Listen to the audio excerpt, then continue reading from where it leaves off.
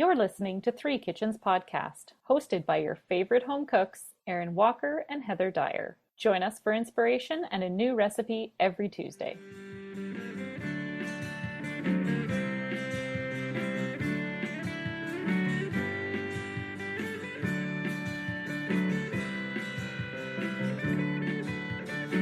Welcome to Three Kitchens, everybody. Nice to be with you. We're actually continuing. It's almost a little bit like part two of barbecue.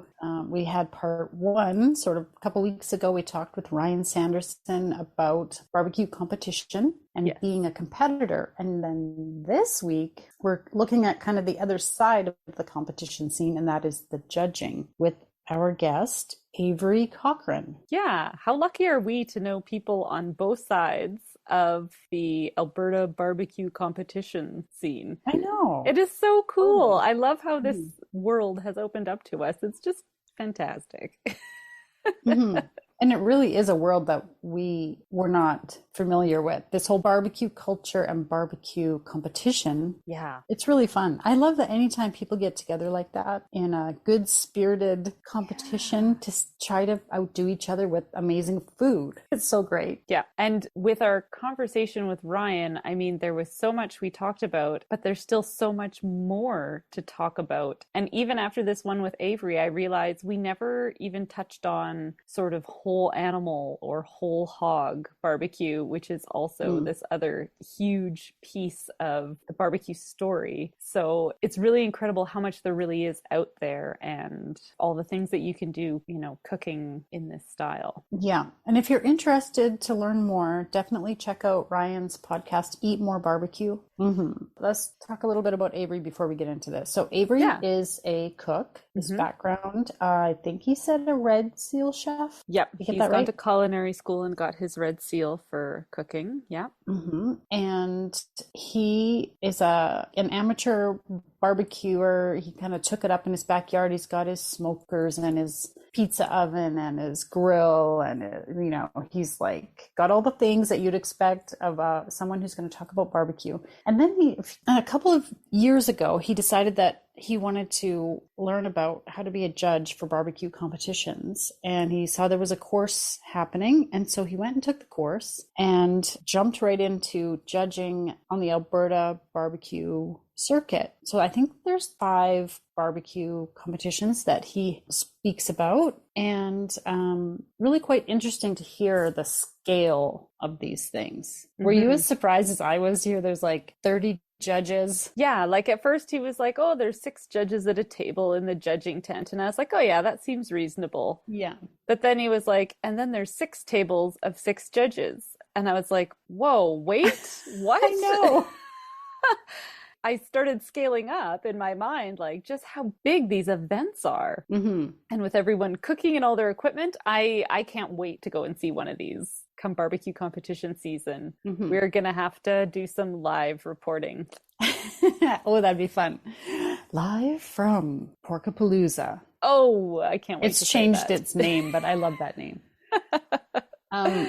And then we talked specifically about barbecuing ribs. It's something that we realized we didn't touch on at all, and it's something that I do frequently. I think you're also... Not like this, though. Not like this, no.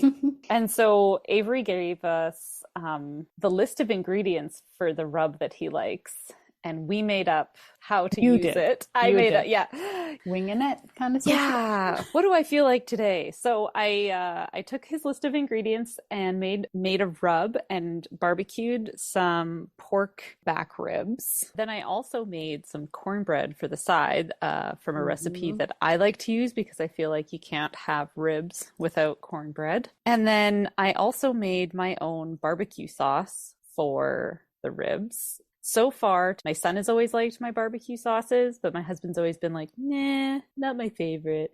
But this time I finally got oh yeah, I hope you wrote down this recipe. I really liked this sauce. And did you? And I did. It down? Oh, good. Because sometimes that happens and you're like, oh shit. I did go back and write it down post. Oh, good. So we've got a really great rib recipe. Did you use the smoking pellets? I didn't ask. I did not use the smoking pellets because I only used my barbecue for the sear at the end. I slow cooked them in my oven and then took them out. I coated them in the sauce that I made and then seared them on the barbecue for that finish where you get that sticky burnt. Mm-hmm. Which you can also do under your broiler if that's what you've got. Exactly. So ideally, I would want to smoke these on a smoker for the 3 or 4 hours rather than cooking them in my oven. But because I don't have a smoker and I'm not ready to cross that line yet, he gave us a really great way to do this in the oven. So that was my method for cooking them low and slowed. I need to know how you thought about these Okay, ribs. I was waiting for you to ask. I'm like, when do you want to Heather, know what can you I just got? tell me already? Oh, these were delicious. So good. I had to get them out of the house that night. Yeah, you like popped up at my door. I'm like, oh, Erin's here. She's like, I had to get these ribs out of my house or we're going to eat them. Yeah, I thought you did a fantastic job. I can't wait to see what the rub recipe ended up being. And the sauce. Really yummy, yummy, yummy. And the cornbread. Oh, yeah. I felt like it needed something. To me, it was just maybe because the ribs had so much flavor. The cornbread was, I know it's just a side. Right. I was like looking for, I don't know, more corn flavor maybe? I don't know. Oh, interesting. And it's not like I'm some great cornbread connoisseur. And because you have your own cornbread recipe that you like making. Well, I have one that a friend of mine passed on to me. It's a cornbread you make in the skillet on the barbecue. Yes. And I thought it was quite good, but honestly, I've only made it once, and it was last summer, and now I couldn't compare the two. I couldn't tell you. Come on, that's what you're here for, Heather. I know. That's why I'll you have get to make paid it the again. big bucks. Right. I'm paid so much. I'll have to make it again and compare. I would love to know what our listeners, if they make this, what they think. I'd love to know everybody else's because it seems like there are a lot of different variations on cornbread out there. And we're even going through a recent cookbook that I found another recipe that was using boiling water when you mix up the batter. And I thought, oh, that's interesting because I think that somehow must change what's happening in your dough. Oh, so I'd like to try that one too. Like there are so many different variations on cornbread out there. It'll be fun to see. It's a pretty plain bread. It's more just a sweet plain. We use it to soak up all the sauce. Yeah. I didn't have a ton of sauce in my little sample of ribs. I don't think I put extra sauce in, did so I? maybe with sauce with the cornbread it might have been different. I was basically eating the cornbread like on its own, right? And so on its own, cornbread is not really all that exciting, I guess, right? I'm sorry I didn't put more sauce for you. I had That's it. Okay. Dang. That's all right. Now I have a question. Okay. Did you or did you not remove the silver skin from the ribs? Never have. Not. Interesting. You're going to hear more about that later in the episode. We had a little discussion with Avery about it. Yeah, and he gave us the freedom to go and do whatever we want with our meat. I should try this recipe again and do the skin off to see what I notice because I've honestly never taken the skin off the back of my ribs. Well, this one's a winner. Yummy. So enjoy our conversation with Avery, and I hope to see everyone down at these barbecue competitions over the summer. And don't forget to check out Avery and Lena's new podcast, 90s Tunes. Check them out. Welcome, Avery, to Three Kitchens podcast. We are happy to have you back here again. How you been? I've been great. Thanks for asking. I'm doing well. Good. Excellent. And the last time we talked, you had told us about how you were getting into judging barbecues. What gave you this idea to get into this barbecue judging, and how did you go about that? It's something I wanted to do for a while. Like I have a love for food, and barbecue was just awesome. And I saw an ad years ago to become a barbecue judge, and I just never followed through with it. And so about 2 years ago, I finally, in 2021, it's an awesome course. You learn how to judge barbecue, like different criteria. And yeah, I just love it. It's a great community. It's a great experience. It's fun. It's exciting. It's a lot more serious than I thought it was going to be. So Oh. And are there prerequisites to being a barbecue competition judge? Like, do you have to you have a culinary background. Was that important? I do have a culinary background. I have my red seal in cooking, but there's no background that you need. And Okay. yeah, anybody can just take a course and Oh, enjoy some good barbecue. nice. This is like a whole new community that we're being introduced to right now. I didn't really personally realize that I've heard about this in the States and in Kansas and Texas. There's very strong barbecue communities, and it makes sense that it would be here too because we have such great local beef in Alberta. So that's really cool that this community exists. Yeah, it is. And so is it through a culinary school or that sort of program, or is it just like a club? How would you describe? It's a 1-day course that I took. Okay. It is through the Kansas City Barbeque Association. Okay. So they have representatives that put on the course. I should have went back for the second day for the table captain course, which I'm probably going to do this year because there's different things you can do while judging barbecue. It's not just sitting down and eating. There's all kinds of different jobs when it comes to barbecue competition judging. And I'm hopefully going to see some different stuff this year. And I want to do that table captain. I don't think it's going to be as fun because you're not judging the barbecue itself. So What does the table captain do? the table captain will open up each box and then present it to the judges so they can first judge on appearance. So sometimes you'll see like a small piece of tin foil, and so it's a table captain's job to take care of anything like that and just dealing with anything that may pop up. Oh, cool. So how do you learn to judge the flavor of something? Isn't that kind of subjective? Like, doesn't everybody have a different thing they like? Or is it like based on the Kansas City barbecue style, you're looking for these qualities, whether it's your favorite quality or not? That's part of the oath where you have to judge it subjectively and objectively. And that's probably the hardest part because the taste is one thing. Like, you base it on 3 criteria. It's appearance, taste, and texture, like the how tough it is or soft it is. So, but that taste is hard. And I think this is where my culinary background comes in to help me out because I've tasted a lot of stuff in my career that I don't like. Like, I'm not a huge seafood fan, but the amount of seafood chowders I've had over the years, I know it's a good seafood chowder. I know it's not a good seafood chowder. Right. So what I do is I try to get a taste for what they are trying to present. I try to take a couple bites out of each piece. So if one piece is really peppery and one piece isn't, maybe they didn't season it properly. But yeah, taste is a weird thing because in different states have different flavor profiles that the judges like. That is so interesting, isn't it? Yeah. Like, how does that come about? It's just a regional tradition of how things are cooked, or? Yeah, I'm pretty sure if you took your Kansas City barbecue down to Texas and continue with your Kansas City barbecue flavors, you're probably not going to get marked as high as you would, say, in Kansas City. So those different regions. So is there like a regional sort of flavor in Alberta? I don't think it's too unique here in Alberta. Okay. I think it's more of the salt and pepper on it. That's my feelings about it. Interesting. And it's not overly spicy, but has like a nice little kick to it. It all depends on the meat you get too. Right. Because the chicken is a lot saucier. Same as the ribs, they have a lot more sauce on them. But when you get into the pulled pork, it's less sauce and more dry rubs. And same as the brisket, there is some sauce on it. It all depends on the meat. And I find some of those sauces are kind of sweet on the sweet side, like most barbecue sauces are. So it's messy. I go through a lot of napkins and, or no, a paper towel because we don't use napkins. We only use paper towel.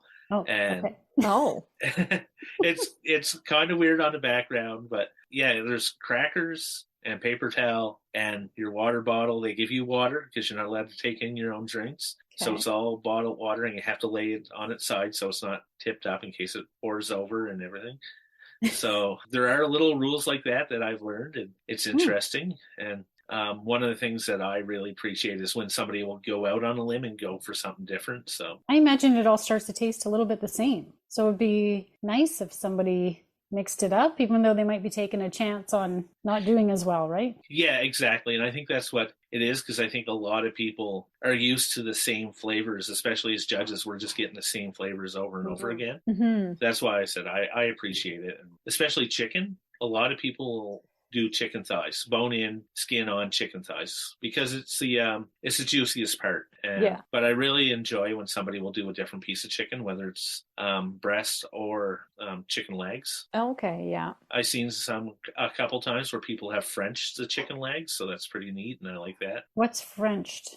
So you take all the meat off the bone, you like push it down to the bottom part. Oh, is that like those lollipop things? Yes, exactly. Oh, okay. Okay. I didn't know that was Frenched. Chicken lollipop sounds a lot more fun, right? Yeah. Frenched is so fancy. So Ryan had told us, in terms of being a competitor, that the chicken is the absolute worst because the prep on that chicken is such a pain to do, because you have to actually take the skin off, scrape the fat off the underside of it, and then put it back on the chicken. So your prep ahead of time is like really labor intensive, and so nobody wants to make chicken. That's interesting. I've never competed, Ooh. so it's something I want to do. I'll probably try to join a team within the next couple of years. I'm thinking about doing backyard this year. Backyard competition is an amateur competition, and you only usually do chicken and ribs. So okay. And just anybody can do the master competition like Ryan has done. I do barbecue at home. I just don't think my ribs are not up to par yet, and I know my chicken is not there yet. So I think I'd do all right in brisket, and I don't think I'd place. I'm not saying I'd come in and sweep the competition by any means, but hey, you never know. Maybe. But I know what I make, and I'm one of my harshest critics, and people say it's great, but I know what I've had in competition, and I don't think I'm there yet. Right. But, well, of course, as a professional judge, you're going to judge yourself probably along some of the same standards. Yeah. Hard to measure up to your own experiences with judging. And I know what Ryan said about chicken, and it is hard. I was lucky enough to be sitting beside a person who is a competitor, and she competed the previous month in Invermere, and she had a perfect mark on chicken. So I was getting some tips and tricks from her on how to cook chicken. So when you're at these competitions, do you get a chance to go around and see what they're doing and how they're cooking it? Is there something that you've learned from judging that you've brought back home and has sort of changed your barbecuing at home? Definitely. Oh, that sounds fun. You get to wander around and see. Yeah. So these events are usually open to the public. So will see people walking around. People have been encouraged, like the judges have been encouraged to see what's going on the barbecue side. When I do, I don't say I'm a judge. Unless I see Ryan and I wave to him, but I usually don't talk to him about what he's putting on his chicken or ribs. I don't want to know any of the competitors, what they're putting out. Right. Because as a judge, I didn't want to influence myself. I don't want to be unfairly like, oh, I know that's his chicken. Mm-hmm. So I don't want to influence myself in any way like that. Right. I'll talk to people afterwards for sure. And some of the questions that they'll ask me is, how was the barbecue today? And I always just say, oh, some of it was good and some of it was even gooder. But yeah, because it's always great barbecue and even greater barbecue. Like there's nothing that I would say like, oh my God, that's horrible, and I never eat that again. So yeah, I mean, I would think most people who are confident enough to go in a competition setting have probably barbecued so much that they've got something going on. At least they know what they're doing to some extent, right? Yeah, exactly. One of the questions I often ask for ribs is, did you pull the skin off the back of them? Or it's not skin, but they call it that. Membrane. Yeah, the membrane. They call it silver skin or something. Yeah. I've been doing my own research, and when I was a younger cook, I pulled that membrane off when I was doing my ribs because that's what I was showing. But then I was told on another side, well, if you keep that membrane in, it'll keep some more of that moisture in there. So I've never had a rib in a competition where it's like, oh, that has the membrane on it, I better mark that down. Or it's the same as beef. Like, should you leave your beef out before you cook it to get it warm in the center? I saw an interesting thing about that. But if you want that charred crust on the outside, you want it to cook longer. So if your meat is already up to temperature and you want that medium rare with a nice crust, then it's going to be less cooking on the outside. But if it's already cold in the middle, taking it from the fridge, and then you build up that crust even longer because it's cold in the middle and it's taking more time to cook on the inside. So, I never thought about that. yeah, neither did I until I saw it. And I'm like, that makes a lot more sense. Like, Totally makes sense. I'm learning things already. That must be interesting to contrast against what you've been taught, right? yeah, it is. But they'll tell you in cooking school that you're going to learn a lot more in the real world than in school. So, Right. A lot of these barbecue teams, they're professional barbecuers, I would say, but they don't always have that culinary background. Some of them do. And I've met some people that said, yeah, I have my red seal. And there's small things that I notice. So, yeah, that's interesting. Do they teach barbecue at culinary school typically? when I was there, no. But last year when I was at Barbecue on the Bow, I was not just judging, but I was the MC for the event. So I was announcing all the winners. And Nate puts in a barbecue team. So that's Northern Alberta Institute of Technology. Yeah. So they put in a team every year, I do believe, and I think they do a couple different competitions. I think they were at Porkapalooza last year as well, so I've seen them around. I would have loved to do something like that when I was in culinary school, so congratulations to them. And they placed as well. They got their name called a couple times when I was doing the MCing. So. Oh, cool. So you mentioned that you specifically get paper towel, not napkins, and that you get crackers and water. Is there anything else that you get to sort of like clean your palate? No, that's it. They just use the crackers to Okay. cleanse the palate. So you're not allowed to use forks. It's all with your hands. So rule 1, no licking your fingers. It's messy business. It's probably nice if everyone hasn't licked their fingers first. Exactly. Yeah. So that is stressed a couple of times, probably more than a couple. Do you also like not eat for the day before or something? Like, how do you have room for all that?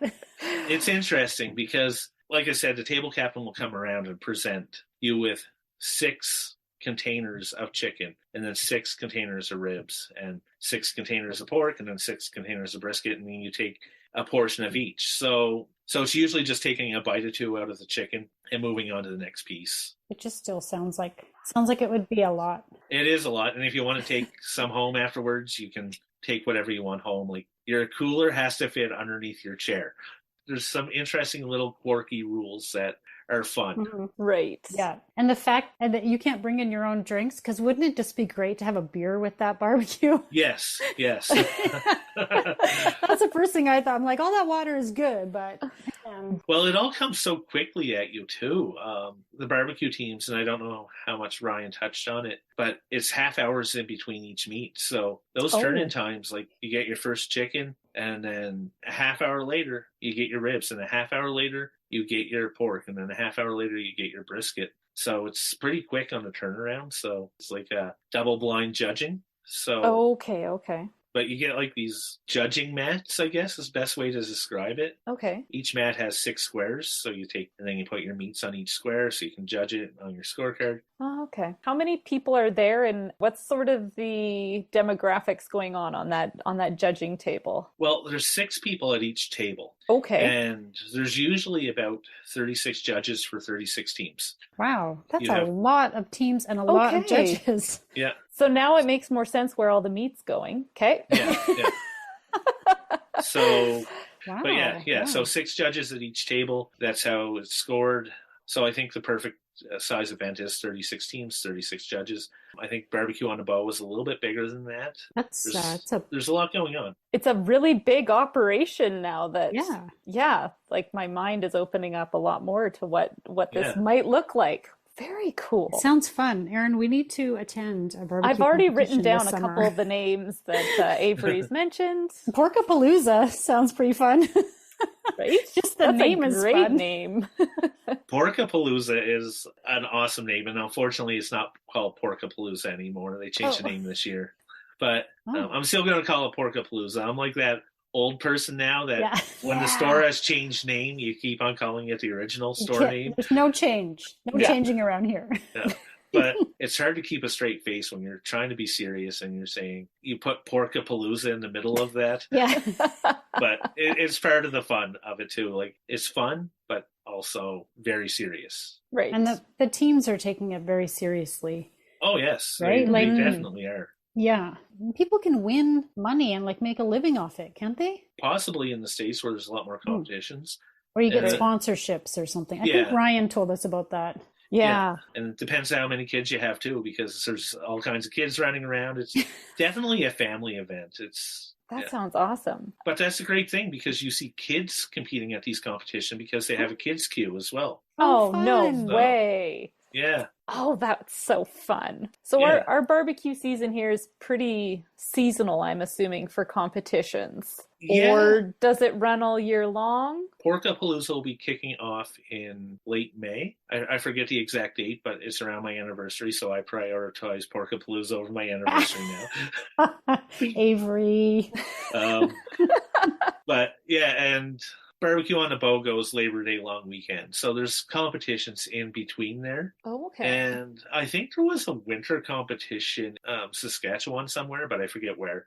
How many competitions can you hit? As far as I know, and there's probably more because I think it slowed down after the pandemic. There's the Edmonton one, and then there's one in Lethbridge, Didsbury, Bassano. There's one in Invermere as well. Okay. I think that's a newer one, but there still might be competitions that I don't know about. It probably depends on how far you want to travel. Right. Because we're pretty close to Montana as well, so there's probably competitions there. True enough. There's other competitions besides the master competition that goes like at these events, like they call them auxiliary events. So I talked about the kids queue, the backyard amateur. The main competition goes on Sunday, but usually the auxiliary events go on Saturdays. And they had a honey event, wide open competition, anything they wanted to make. And it was sponsored by honey producers of Alberta or something like that. So they got all the honey given to them. That's cool. I like that. Everything was obviously sweet, but there was some meats, there was some desserts. It was a little bit of everything. So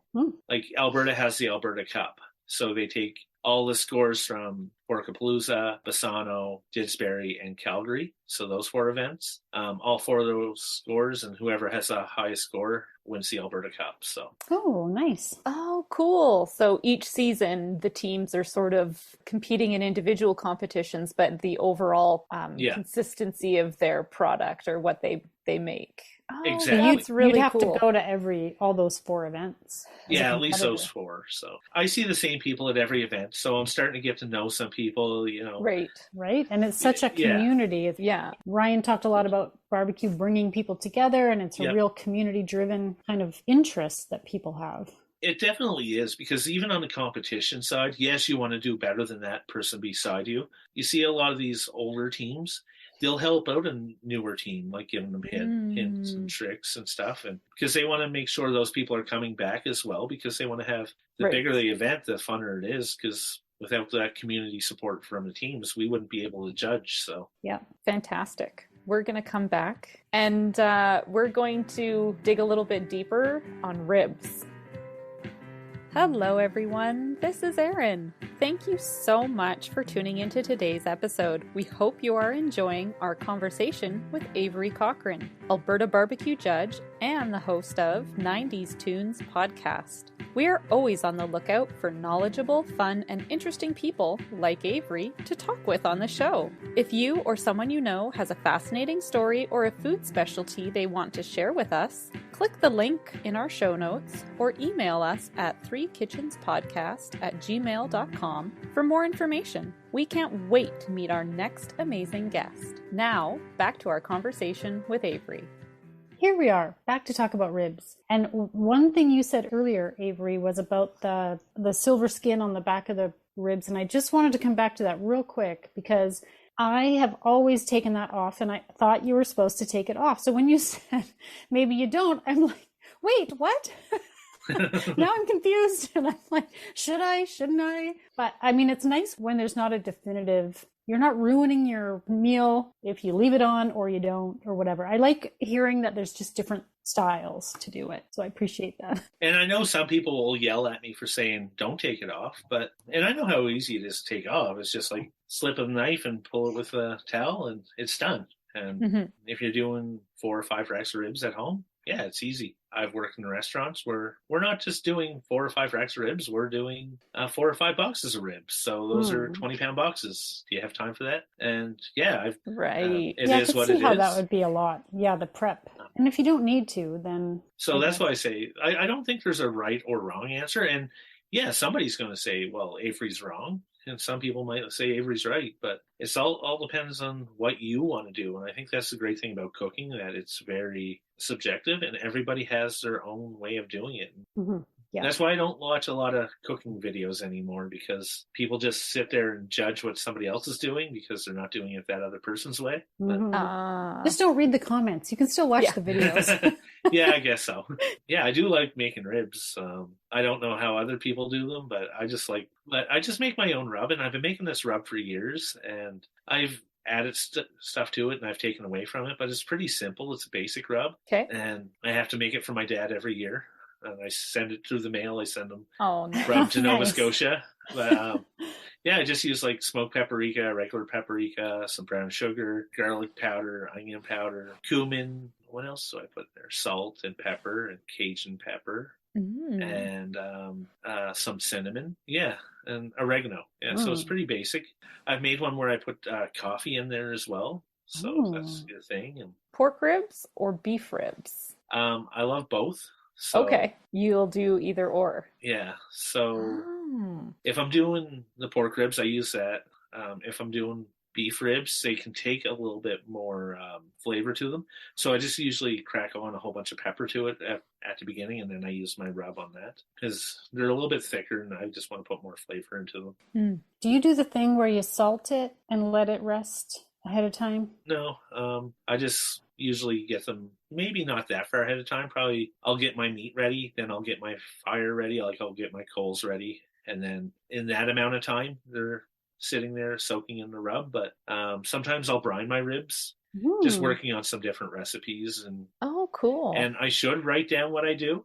And I know a lot of barbecue teams write down what they do every time, so if they get a good score they can recreate that. Yeah. Right. But I don't, and I should, because sometimes my ribs turn out better than other times, and I'm like, what did I do there? Right. So, don't you feel like you need a scribe with you? Because yes, when you're working in the kitchen, your hands are always a mess. You're always doing too much stuff, and you're like, I should really write this down. And then I'm just like standing there like this, like, no, fuck it, can't do this now.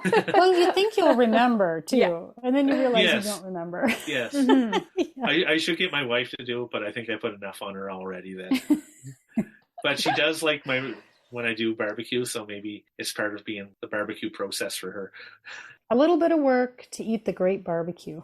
Right? Yeah. I've never cooked beef ribs before. I don't know about Heather. Have you? I tend to do pork ribs. I tend to just do pork ribs because that's what I find or see. So is there a specific technique that we should know about? I've done pork ribs, and that's what I've done most of. Okay. And so usually when I do those, I'll about 4 hours-ish. It all depends on how they look, and put my rub on there. And like sometimes I just use a barbecue sauce and like put some more, usually beer into it, so it mops on a little bit easier and it's not so thick. Or I'll just go like apple cider vinegar and just spray it on. Or peach juice. I like peach juice. But I usually use that in my pork butts. So I'll inject peach juice into my pork butts. This sounds interesting. But, and then are you putting those ribs on direct heat or indirect? Indirect heat. So I usually use an offset smoker, and whatever your preference is. And so that's what I use, because I made bacon one time, or I tried to make bacon one time, and I had it on my smoker. And I think it was a little bit too hot, and I didn't have a deflection plate at the bottom. So all the fat just dripped down and caused a big fire. Oh, no. Oh, no. Oops.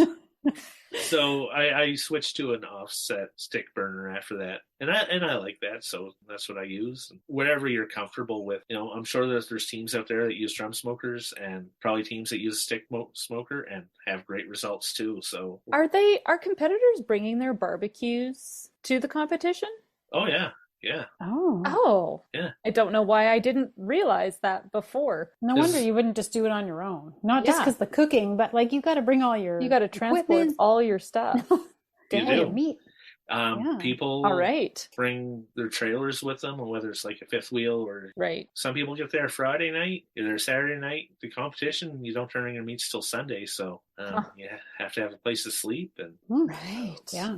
Fun. Next time we're at your house. No, I'm just kidding. If we were to peek in your backyard, do you have like a number of like a grill and a smoker, and like do you have how many cooking apparatus? Well, I have my regular propane barbecue, and then I have my pizza oven that goes on top of that. I have my little outdoor hand sink, so I don't have to go inside and outside. And then I have my offset smoker, and then I have my homemade smoker that I made a couple years ago. And yeah, that's about it. And your yard is full. We have a little pergola, and I keep my regular barbecue there, and if I'm ever smoking, it's on wheels, so I just roll it down and have it on a pergola, because then it's nice and shaded. And if it's windy, I close the curtains, so I'm in my own little outdoor shelter, and it's comfortable. Like last year I smoked out in the rain and had my own little living room kitchen area, and it was nice. My wife wasn't out there. yes, it definitely was. So all you need is like a little fridge with your drinks in it. You got a cooler. I thought about that. I do have a bar fridge in the house, and I thought about taking that out, but I didn't. Lena said, okay, calm down. Well, she gets rid of me for the day, so I'm sure she's happy. We used to have a 14-foot trampoline in the backyard, but we got rid of that. Sorry, That's son, the way to do it. No trampolining for you. Dad's got to smoke some ribs. And I think it's a win-win for everybody. No trampoline, no injuries, and everybody gets ribs. I bet he likes to eat them too, so he doesn't mind. Yeah. Nice. So if you don't have a smoker, what would you recommend we would do? Is there a substitute? It all depends on what you are comfortable with, and this goes back to like me seeing cooking shows. And if you want to boil your ribs for a couple hours or slow cook them, go ahead and do it. Okay. If that makes you happy, then do it. If I'm not smoking them, I like to do it slow and low in the oven. Okay. I put my oven on probably about 250-ish and do them like I would on a smoker, but in the oven. So just spraying them down every once in a while, put my sauce on. Okay. And you're not going to get that smoking flavor, but if you do it right and you're patient and you take your time, and you're going to get decent ribs. So I find cooking is all about what makes you happy. If you want to take a steak and put it in a microwave for 10 minutes, go ahead. Really, Avery? I'm not saying I would do that. Are you suggesting anyone do that? I would never suggest that, but if that's what makes you happy. Okay. Let's not encourage that one. That sounds terrible. It does, but...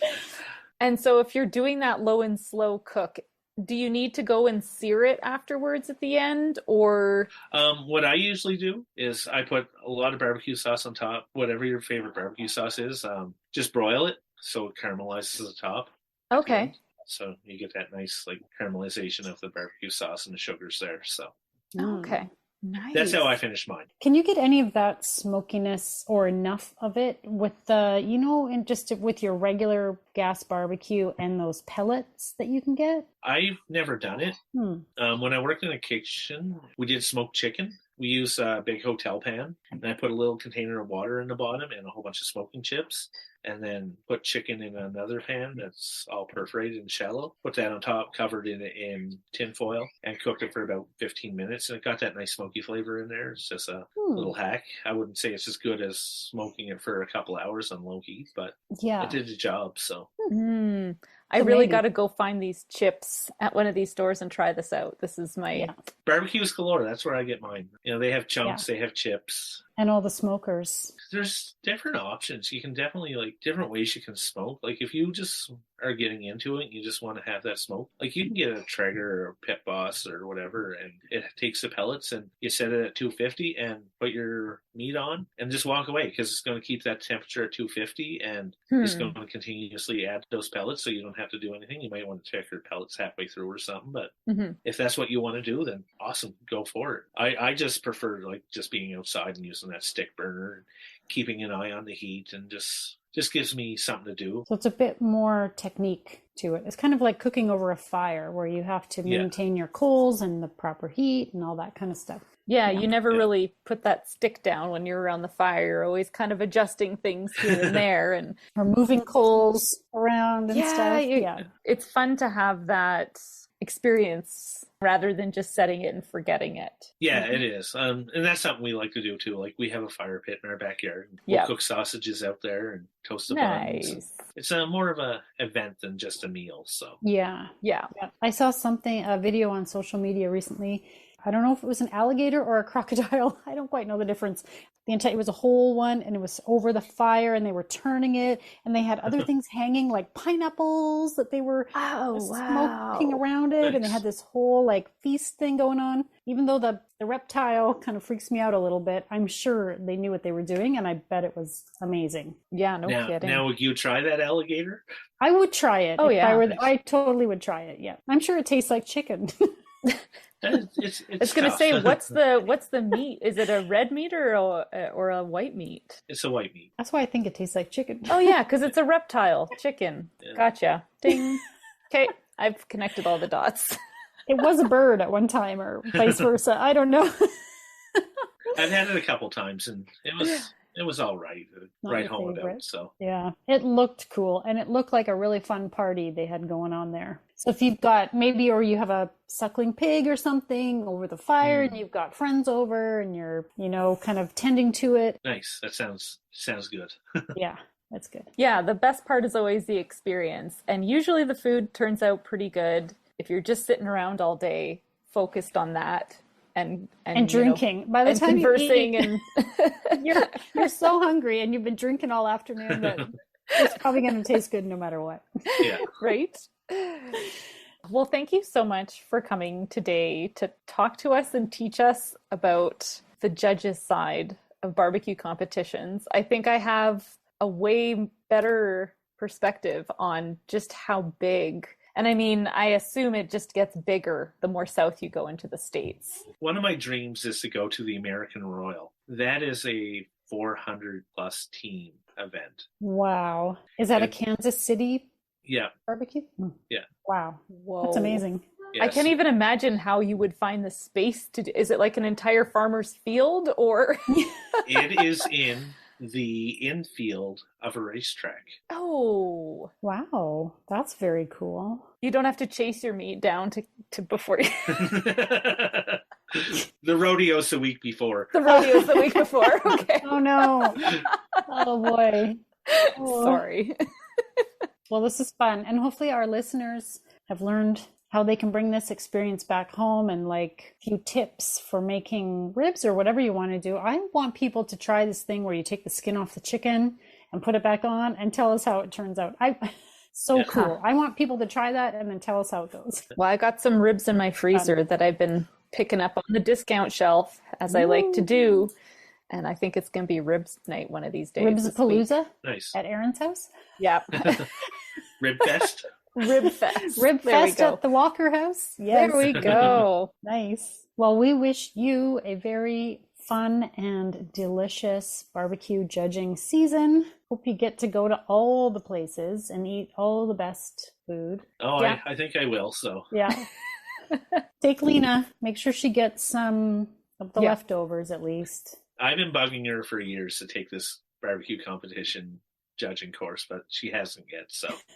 But she comes along. She'll come to Edmonton with me, and she just does her own thing while I go judge. Nice. We should ask you to tell our listeners where to find you and follow you. Yes. Maybe tell us how they can find your new podcast. My new podcast is called 90s Tunes, and I do it with my wife, Lena. We used to have the Mess Hall podcast, which was a food-based podcast, but I'm really excited about this new one. We're just going back and listening to CDs from the 90s when we were younger, and we're not rating them or anything. We're just giving them, we re-listen to it and just bringing us back to that moment in life when we first heard it or comes to mind when we were listening to it. Like we started out with Big Shiny Tunes 2. We have Alanis Morissette, Jagged Little Pill that we're listening to. Wayne's World soundtrack because that's one of my favorite movies from the 90s.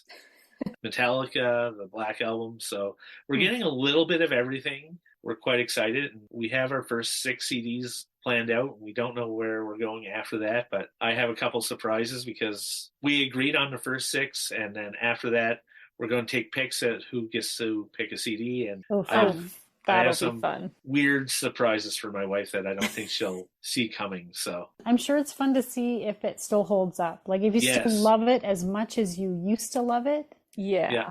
but you've just kind of forgotten about it for a while, or are you going to go like, oh, why did we like this?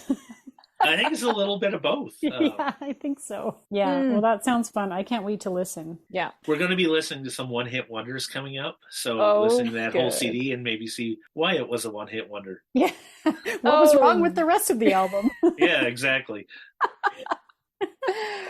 I think that's really fun. Mhm. So now for your backyard barbecue, you can get a good playlist of 90s tunes from 90s Tunes Podcast. Awesome. Everybody go find it wherever you listen to podcasts. Go and listen to Avery and Lena talking about 90s tunes. Awesome. Well, as always, thank you so much, Avery, for joining us. This is so much fun. Thank you. Thanks for having me on again. It was great. And now for the fine print. Join us over on the socials, Facebook, Instagram, YouTube, and Pinterest, and on our website at threekitchenspodcast.com. And remember, when you like, follow, subscribe, and review, it helps more people find us. Thank you so much for listening. I'm sure I upset some people by saying microwave your steak. You upset me.